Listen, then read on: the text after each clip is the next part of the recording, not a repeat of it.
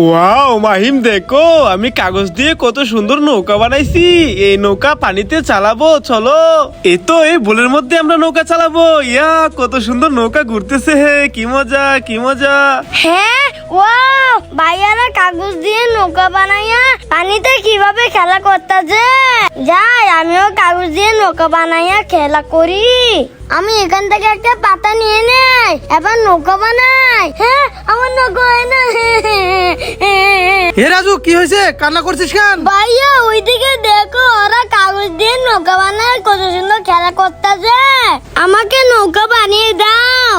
আচ্ছা রাজু, তোকে আমি নৌকা বানিয়ে দিতেছি। রাজু দেখ তো, নৌকা বানানো হয়েছে। আরে ভাই, এটা নৌকা বানানো হয় না। রাজু তো কান্না করতেছে, কি করি?